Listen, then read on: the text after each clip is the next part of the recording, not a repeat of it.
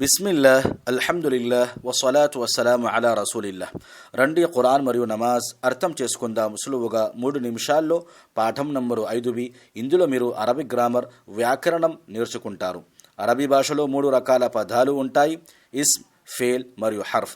ఇస్మ్ అర్థం పేరు, నామాలను సూచిస్తుంది. పుస్తకం, మక్కా ఇత్యాదివి. లేదా గుణాన్ని సూచిస్తుంది, అనగా ముస్లిం, ముమిన్. ఫేల్ అర్థం క్రియ, ఇది ఏదైనా ఒక పని జరగడాన్ని సూచిస్తుంది. హర్ఫ్ ఇది ఇస్మ్ మరియు ఫేల్లతో కలిసి వస్తుంది. ఉదాహరణకు నుండి, కొరకు, లో మొదలైనవి. ఇప్పుడు మనం తీసుకుందాం ఇస్మ్ యొక్క గుర్తుల గురించి. కితాబున్ అంటే ఏదైనా ఒక పుస్తకం. ఉన్ చివరిలో ఇది తెలుపుతుంది అది ఏదో ఒకటి మాత్రమే అని. ఒక ఆసక్తికరమైన విషయం ఏమిటంటే, మీరు చివరి ఏరాబు చెప్పకపోయినా కేవలం కితాబు అని చెప్పినా ఏం తేడా ఉండదు. అది ఒక సాధారణ పుస్తకం. కానీ మీరు ఒక ప్రత్యేక పుస్తకం గురించి మాట్లాడితే మాత్రం దానికి ముందు అల్ పెట్టండి. అల్ అది ప్రత్యేకం. అరబీలో సాకిన్ అక్షరంతో ఏ పదం మొదలవ్వదు. మీకు ప్రారంభంలో హంజా జోడించవలసి ఉంటుంది.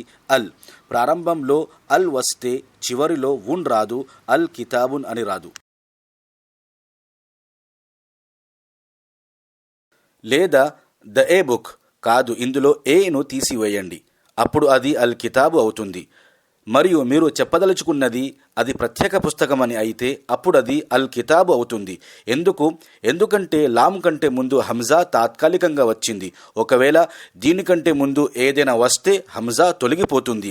అంచేత వావ్ వస్తే అప్పుడు మనం వ అల్ కితాబు అని చదవము, కేవలం వల్ కితాబు అని చెప్తాము. ఈ విధంగా వల్ కితాబు మరియు అది ప్రత్యేక పుస్తకం.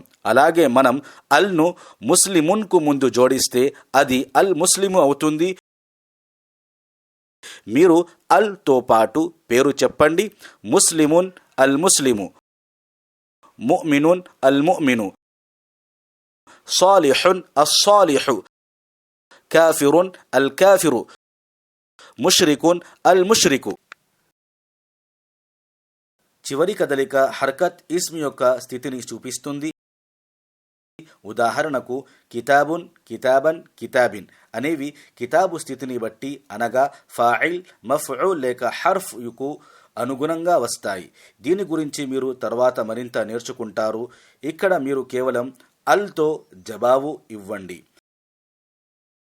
ముస్లిమన్ అల్ ముస్లిమ, ముమినన్ అల్ ముమిన, సాలిహన్ అస్సాలిహ.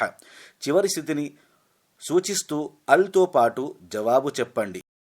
ముస్లిమిన్ అల్ ముస్లిమి, ముమినిన్ అల్ ముమిని, సాలిహిన్ అస్సాలిహి.